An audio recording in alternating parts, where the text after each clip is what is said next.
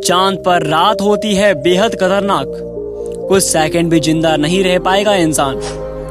अगर पृथ्वी के दिन रात और तापमान की बात करें तो ये चंद्रमा से एकदम अलग होते हैं। जब पृथ्वी का 1 महीना पूरा होता है तब चांद पर एक दिन खत्म होता है। यहाँ की रात पृथ्वी की 14 रातों जितनी लंबी होती है। दरअसल चांद का एक दिन पृथ्वी के करीब 28 दिनों के बराबर होता है। यहाँ की रात और दिन के तापमान के साथ मौसम में बहुत अंतर आता रहता है। अगर आप ये मानते हो कि पृथ्वी पर ही उत्तरी ध्रुव या उत्तरी गोलार्ध की कुछ देशों में बहुत अधिक ठंड होती है, तापमान माइनस में बहुत नीचे तक चला जाता है, तो यकीन मानिए इस मामले में चांद कई कदम आगे है। कहा जाता है कि चांद के उत्तरी ध्रुव और दक्षिणी ध्रुव के नेचर में बहुत अंतर है, लिहाजा दोनों की रात तापमान में भी अंतर बताया गया है। चांद का एक हिस्सा ऐसा भी है जो कभी पृथ्वी का सामना नहीं करता। यहाँ आमतौर पर कम रोशनी होती है।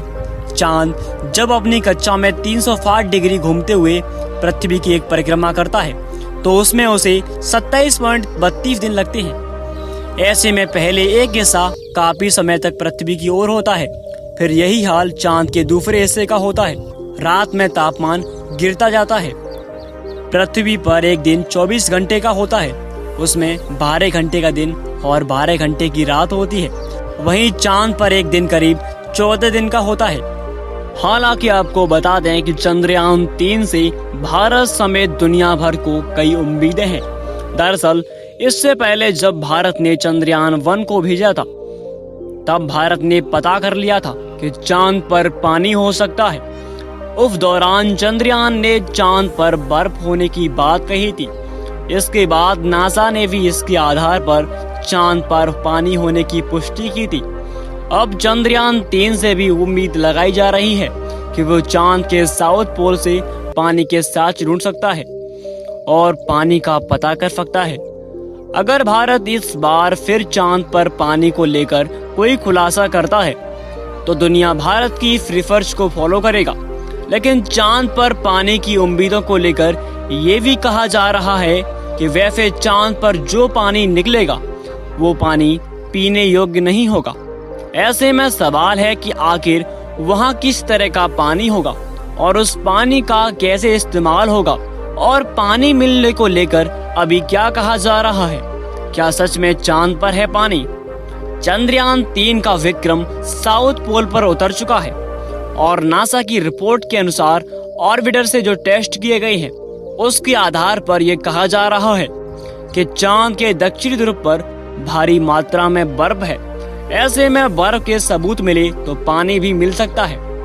इससे पहले भी कुछ रिपोर्ट में पानी होने की बात सामने आई थी।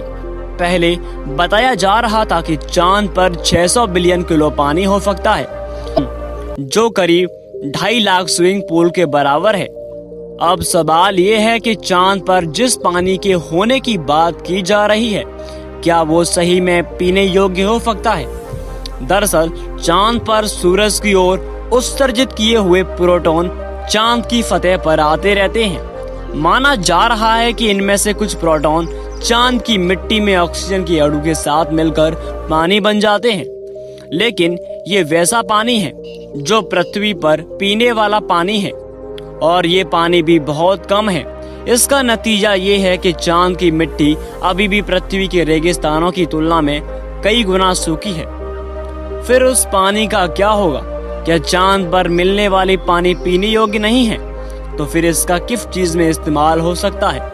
वैसे तो इस पानी को सिर्फ रिसर्च के काम में लिया जाएगा। इसके बाद जब पानी पर रिसर्च होती है तो ये पता चल सकता है कि आखिर पानी का क्या रहस्य है। इसके साथ ही इस पानी को सोलर एनर्जी का इस्तेमाल करके इलेक्ट्रोलिसिस के जरिए इससे कई तत्वों को अलग किया जाएगा और चांद पर जीवन के बारे में विचार किया जाएगा। इसके अलावा पानी पर कई अन्य रिसर्च से इसके तत्वों से रॉकेट फ्यूल के लिए हाइड्रोजन, ऑक्सीजन आदि उपलब्ध कराई जाएगी और इससे पाए जाने वाले अन्य मिनरल्स के बारे में अत्यधिक जानकारी मिलेगी। आप सभी का इसमें क्या राय है कि चंद्रयान 3 चांद पर पानी ढूंढ सकता है? साथ में हमारे देश के इसरो के वैज्ञानिकों के लिए 2 बातें जरूर कहिए। आप सभी को हमारी वीडियो अच्छी लगी हो तो प्लीज वीडियो को लाइक और चैनल को सब्सक्राइब जरूर